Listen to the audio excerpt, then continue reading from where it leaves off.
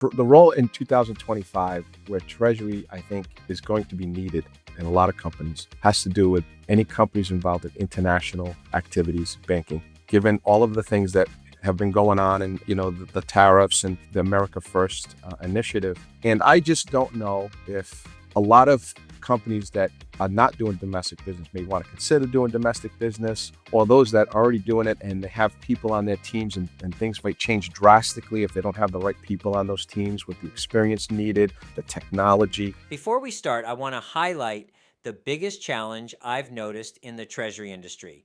It's professionals finding it tough to build an impactful brand. That's exactly why I put together an ebook, Building and Managing an Impactful Professional Brand. It has helped over 100 professionals define their unique values and stand out in their careers. In this ebook, you'll find practical tips to build a strong network and sharpen the skills you need to succeed in this industry. And the best part? It's completely free. Grab your copy now by clicking the link in the description below.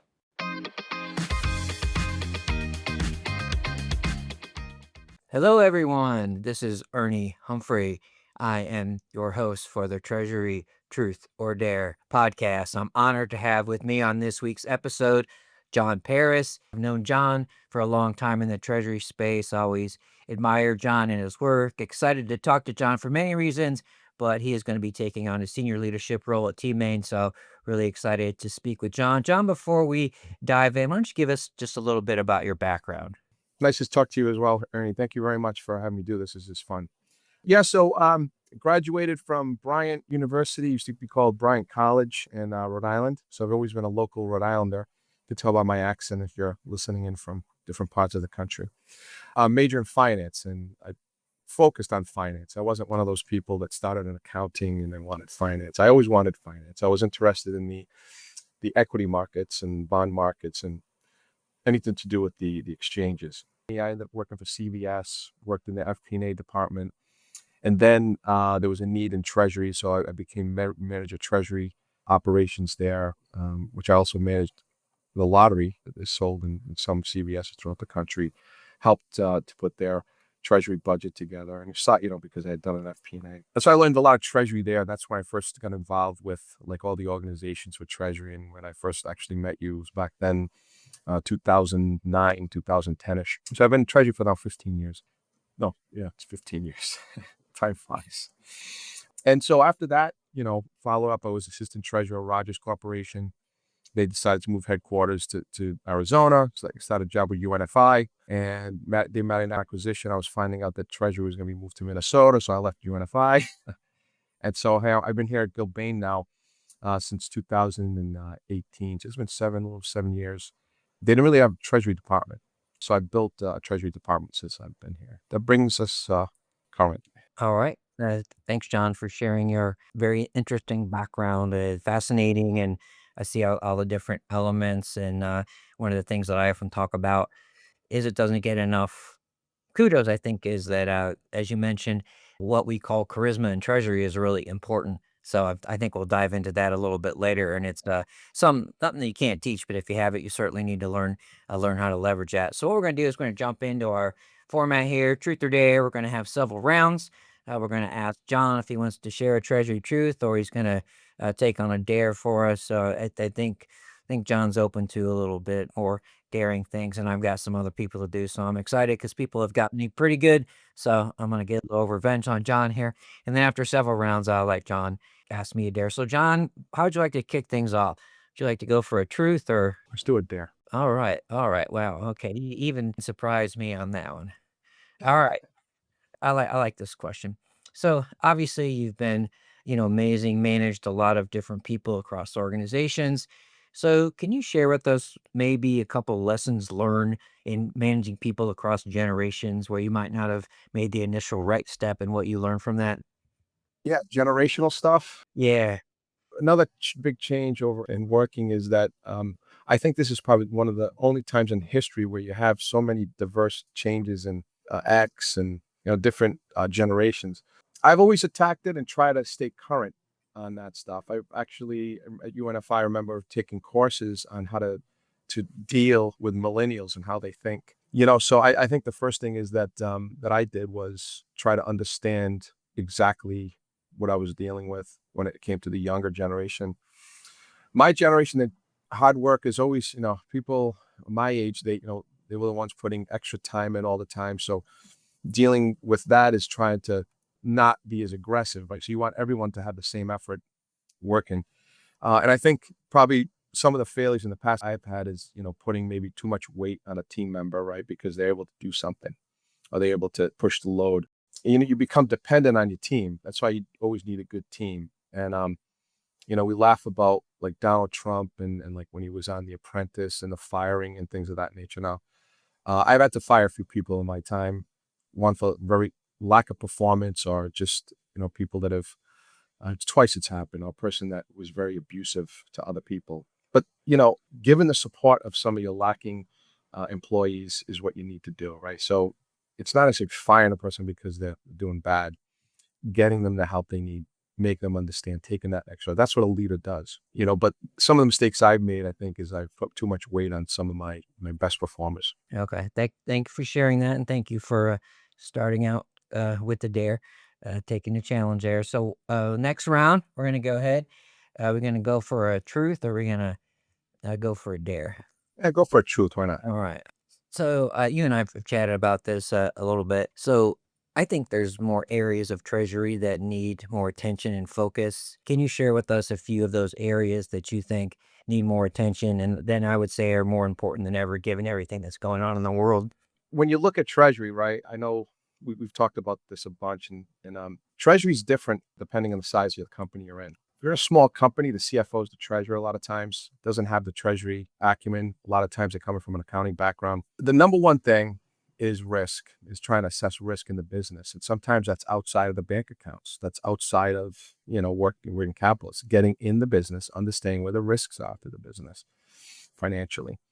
That could be terms, on contracts. It could be the way things are written, embedded options or embedded currency, agreements that can hurt the company. That's like one of the areas that I think is the toughest, because it requires a treasurer to understand the business, to know the right people, to sell the reason why there needs to be some kind of oversight, and so on, right? In a smaller company, you would think it's easier because you can get to those people.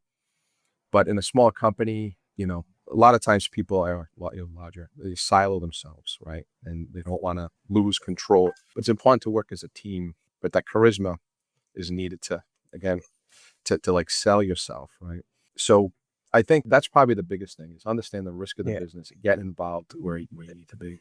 Okay, I agree. I always, when we talk about technology and everything's like that, and finally technology is finally starting to get into risk and risk exposures, and I think that's incredibly important. You don't know what you don't know, right? And you're responsible for identifying risks that others don't know exist, and you don't get credit necessarily for mitigating the risk. But if they wouldn't, you wouldn't have stepped in and done that. Your company could be pretty much blown apart. So Yeah, I that's right. appreciate That's that. the thing with treasury right there. Yeah. Really, you never lose anything. It's opportunity costs, right? Right. So, Yeah. right. So they only see the up, they only see the Yeah. down. Like, so try. You can always make yourself look good in treasury if you're maximizing it. But if you're not doing anything, you can still fly under the radar. Yeah. Thank you for that. All right, let's go to another round here. So we're gonna go for a truth or a dare. We'll go dare. All right. Well, I'm gonna put you on the spot here because I think you really want to do this. So Okay. I'm gonna dare you to sing a few bars of your go-to karaoke song. All right. So I do sing. That's my after work thing. Right. So I leave. I do have a couple of gigs I do. So I do sing. Want to hear? You want to? So I got Sinatra right behind me. So we'll All sing right, there "Fly you Me to go. the Moon." Am I good? All right. Fly me to the moon. Let me play among the stars.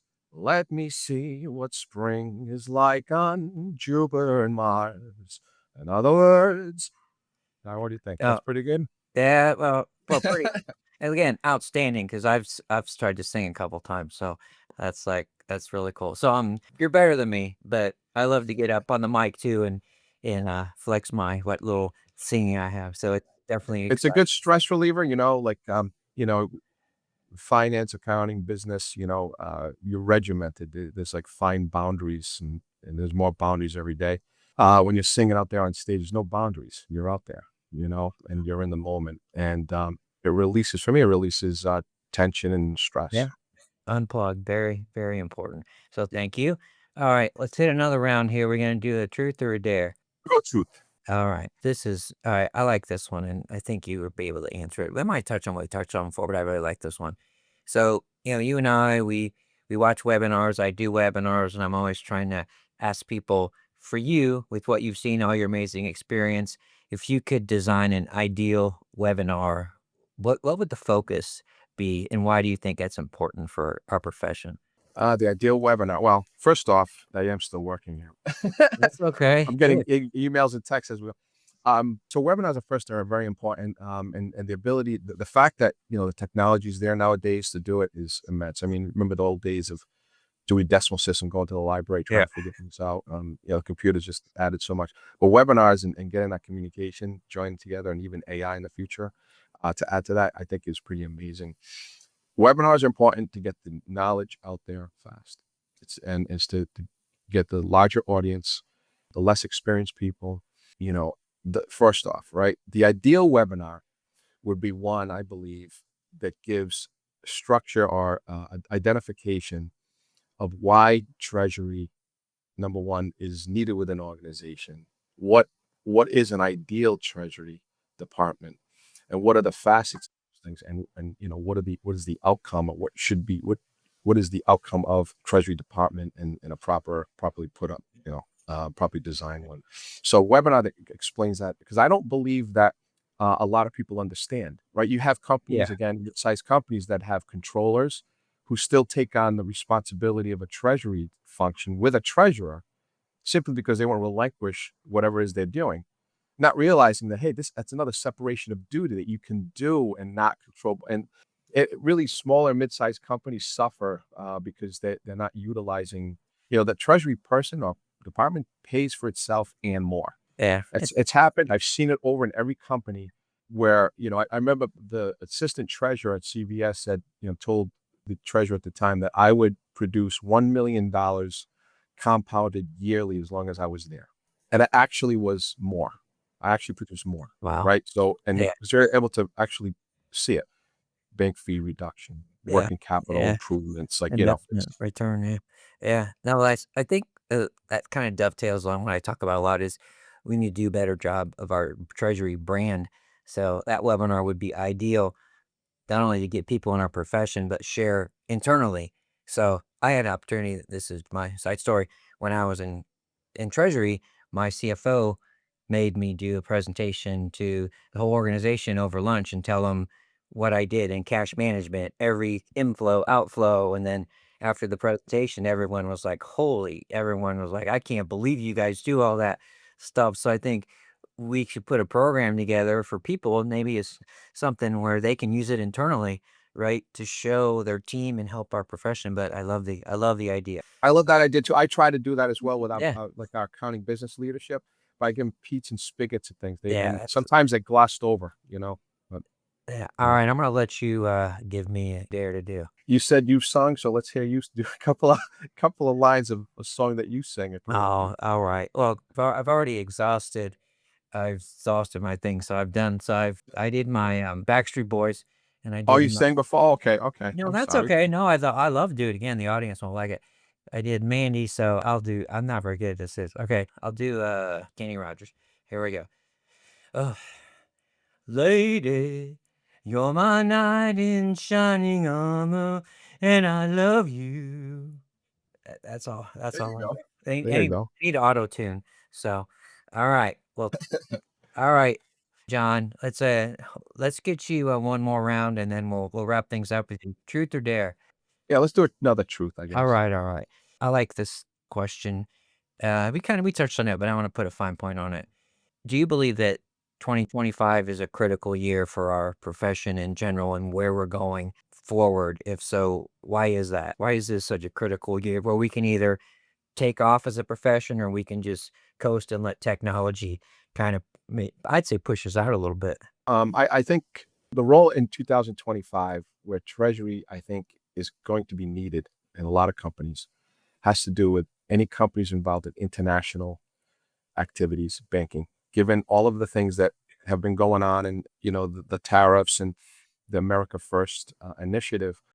And I just don't know if a lot of companies that are not doing domestic business may want to consider doing domestic business, or those that are already doing it and they have people on their teams, and things might change drastically if they don't have the right people on those teams with the experience needed, the technology. But those treasury departments are going to be needed given, I think, all of the great changes to like margin and operations of a business. Because I know a lot of companies are talking about how it's going to affect their margins and so on. Are they talking to the treasury departments to see if there's any benefit that can be had there as well? Contracting stuff or moving, the investments, creating overseas loans, all different things can come out of that. Yeah, there's a lot more dynamics, and as we already touched on throughout the Yeah. episode, understanding and managing risk and taking ownership of that in Treasury is an opportunity that people should latch onto. All right, so to put a fine point things on, John. Well, you have hundreds of people watching this podcast. You've got a room full of 200 people that are Treasury analysts, and they're all hungry to go. What's your advice for there to keep their momentum going in their careers in Treasury? I'd say first build a network, get to know other Yeah. people, other companies, because you may know a lot in treasury, but you may know it from a manufacturing perspective, Yep. not from a construction perspective, or an IT, or, so build those networks because there are techniques that might not be used at your company that you can learn, right? So that's definitely one thing that you want to do. The other thing is to dive into everything. Don't be afraid of anything, right? So people are afraid of, like, say, currency and Right. hedging and things of that nature. Don't shy away from that stuff. Dive into it. Make yourself understand that.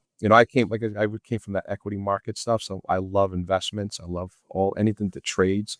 I think there's opportunity, in everything, and there's ways to mitigate risks using those kind of tools. And then technology. I think AI. I think diving into what you can use it for. Right now, it seems so early, right? I've been using the AI personally, 3 different types, just finding it amazing, trying to see what it can do.